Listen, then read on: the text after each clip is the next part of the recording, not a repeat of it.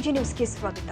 ಪಂಚಮಸಾಲಿ ಸಮಾಜದವರು ಬಹು ವರ್ಷಗಳಿಂದ ಹೋರಾಟ ಮಾಡ್ತಾ ಇದ್ದಾರೆ. ತಮ್ಮ ಪಾಡಿಗೆ ಅಧಿವೇಶನದಲ್ಲಿ ಸರ್ಕಾರದ ಮೇಲೆ ಒತ್ತಡ ಹಾಗೂ ಸರ್ಕಾರದ ಗಮನಕ್ಕೆ ತರಲು ಸಮಾವೇಶ ಮಾಡಿದ್ರು. ಸಮಾವೇಶದಲ್ಲಿ ಸಾವಿರಾರು ಜನ ಶಾಂತಿಯುತವಾಗಿ ಪ್ರತಿಭಟನೆ ಮಾಡ್ತಾ ಇದ್ರು. ಆದರೆ ಶಾಂತಿಯುತ ಹೋರಾಟ ನಿರ್ವಹಣೆ ಮಾಡುವಲ್ಲಿ ಸರ್ಕಾರ ವಿಫಲವಾಗಿದ್ದಾರೆ ಎಂದು ಮಾಜಿ ಸಚಿವ ಅಶ್ವಥ್ ನಾರಾಯಣ್ ಹೇಳಿದ್ದಾರೆ.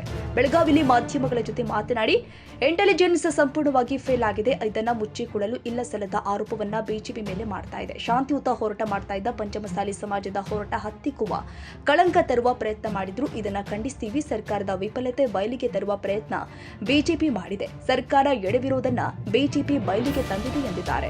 ಒನ್ ನೇಷನ್ ಒನ್ ಎಲೆಕ್ಷನ್ ಅನ್ನೋದು ಭರವಸೆದಾಯಕ ನೀತಿ ಕಾನೂನು. ಇಡೀ ದೇಶದಲ್ಲಿ ಯಾವಾಗಲೂ ಚುನಾವಣೆ ನಡೆಯುತ್ತೆ. ಇದಕ್ಕೆ ಇತಿಶ್ರೀ ಹೇಳುವ ಸುಧಾರಣೆ ಆಗಬೇಕು. ಹೆಚ್ಚಿನ ಸಮಯವನ್ನ ರಾಜಕೀಯಕ್ಕೆ ಕೊಡೋ ಬದಲು ಆಡಳಿತಕ್ಕೆ ಕೊಡಬೇಕು ಎಂದರು. ಮುಖ್ಯವಾಗಿ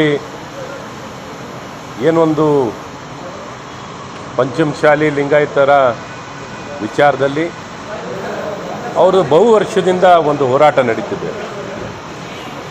ಅವರು ತಮ್ಮ ಪಾಡಿಗೆ ಏನೊಂದು ಅಧಿವೇಶನ ನಡೆದಾಗ ಸರ್ಕಾರದ ಮೇಲೆ ಒತ್ತಡ ತರಬೇಕು, ಸರ್ಕಾರದ ಗಮನ ಸೆಳೀಬೇಕು.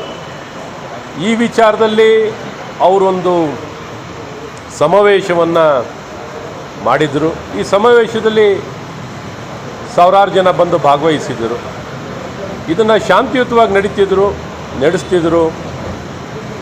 ಸರ್ಕಾರ ಇದನ್ನು ನಿರ್ವಹಣೆ ಮಾಡಲಿಕ್ಕೆ, ಅದನ್ನು ಶಾಂತಿಯುತವಾಗಿ ಎಲ್ಲವನ್ನು ನಿರ್ವಹಣೆ ಮಾಡೋದ್ರಲ್ಲಿ ಸಂಪೂರ್ಣವಾಗಿ ವಿಫಲವಾಗಿರುವಂಥದ್ದು ಕಂಪ್ಲೀಟ್ಲಿ ಇಂಟೆಲಿಜೆನ್ಸ್ ಫೇಲ್ಯೂರು ಮತ್ತು ಸರ್ಕಾರದ ವಿಫಲತೆ.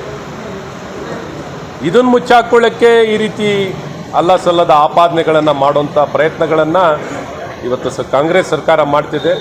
ಹಾಗಾಗಿ ಇವತ್ತು ಪ್ರಜಾಪ್ರಭುತ್ವದಲ್ಲಿ ನಮ್ಮ ಭಾರತೀಯ ಜನತಾ ಪಾರ್ಟಿ ಇವತ್ತು ಪ್ರಯತ್ನ ಏನಿದೆ, ಪ್ರಜಾಪ್ರಭುತ್ವದಲ್ಲಿ ಏನೊಂದು ಶಾಂತಿಯುತವಾಗಿ ಹೋರಾಟ ಮಾಡೋಕ್ಕೆ ಒಟ್ಟಿದಂಥ ಪಂಚಮಸಾಲಿ ಸಮುದಾಯದ ನ್ಯಾಯಯುತವಾದಂಥ ಹೋರಾಟವನ್ನು ಹತ್ತಿಕ್ಕುವಂಥ ಪ್ರಯತ್ನವನ್ನು ಮಾಡಿದ್ದಾರೆ. ಅದಕ್ಕೆ ಕಳಂಕ ತರುವಂಥ ಪ್ರಯತ್ನವನ್ನು ಮಾಡಿದ್ದಾರೆ.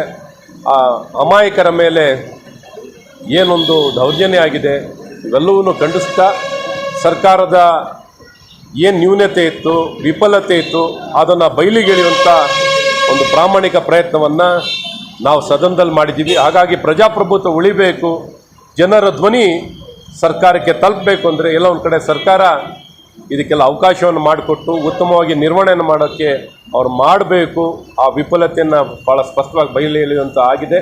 ಹಾಗಾಗಿ ಇವತ್ತು ಸರ್ಕಾರ ಎಡವಿರೋದನ್ನು ನಿನ್ನೆ ಸವಿಸ್ತಾರವಾಗಿ ಬಯಲಿಗೆಳೆಯುವಂಥ ಕೆಲಸಗಳಾಗಿದೆ. ಮತ್ತು ಕಾನೂನಾತ್ಮಕವಾಗಿಯೂ ಯಾವ ರೀತಿ ತಾರತಮ್ಯವನ್ನು ಮಾಡ್ತಿದ್ದಾರೆ ಸರ್ಕಾರ ಅನ್ನುವಂಥದ್ದನ್ನು ಭಾಳ ಸ್ಪಷ್ಟವಾಗಿ ತಿಳಿಸುವಂಥ ಪ್ರಯತ್ನವನ್ನು ಮಾಡುವಂಥದ್ದಾಗಿದೆ.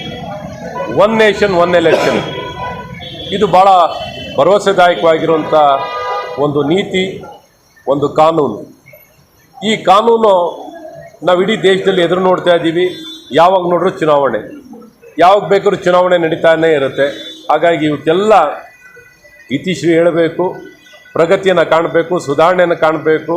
ಹೆಚ್ಚಿನ ಸಮಯ ಆಡಳಿತಕ್ಕೆ ಕೊಡೋದು ಬದಲು, ಅಭಿವೃದ್ಧಿಗೆ ಕೊಡೋದು ಬದಲು ಕೇವಲ ರಾಜಕೀಯಕ್ಕೆ ಸೀಮಿತವಾಗಿರುವಂಥದ್ದಾಗುತ್ತೆ. ಉದ್ದೇಶ ಒಂದು ಪ್ರಜಾಪ್ರಭುತ್ವದಲ್ಲಿ ಒಂದು ಚುನಾವಣೆ ನಡೆಯೋದು ಜನರ ಆಶಾ ಭಾವನೆಗಳಿಗೆ, ಅವರ ಒಂದು ಸಬಲೀಕರಣಕ್ಕೆ, ಅವ್ರಿಗೆ ಉತ್ತಮವಾದಂಥ ಬದುಕನ್ನು ಕೊಡಲಿಕ್ಕೆ, ಗುಣಮಟ್ಟದ ಜೀವನವನ್ನು ಕಾಣಲಿಕ್ಕೆ ಅವ್ರೇನು ಬಯಸ್ತಾ ಇದ್ದಾರೋ ಆ ಬಯಕೆಯನ್ನು, ಅವ್ರ ಇಚ್ಛೆಗಳನ್ನು ಪೂರೈಸಲಿಕ್ಕೆ ಈ ಚುನಾವಣೆಗಳು, ಪ್ರಜಾಪ್ರಭುತ್ವಗಳು ಪೂರಕವಾಗಿರಬೇಕು.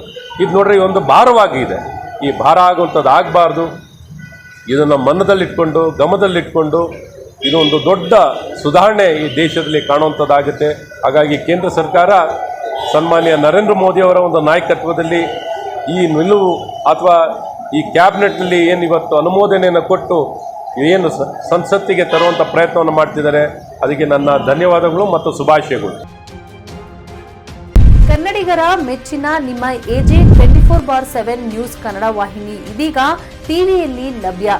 ವೇಳೆ ನೋಟಿಸ್ ಕೊಟ್ಟಿದ್ರೆ ವಾಪಸ್ ತಗೋತೀವಿ. ಇವತ್ತು ವಕ್ಫ್ ಪ್ರಾಪರ್ಟಿ ಅಂತೇಳಿ ಬರ್ತದೆ ಅಂತ ಹೇಳಿದ್ರೆ ರೈತರು ಬೀದಿಗೆ ಬದಲು ಏನು ಮಾಡಬೇಕಾಗುತ್ತೆ? ಯಾರು ವೋಟ್ ಹಾಕಲಿಲ್ಲ ಅಂದ್ರೆ ಗ್ಯಾರಂಟಿನೆಲ್ಲ ಸ್ಟಾಪ್ ಮಾಡಿಬಿಡ್ತೀವಿ. ಮತ್ತೊಂದು ಹೆಸರೇ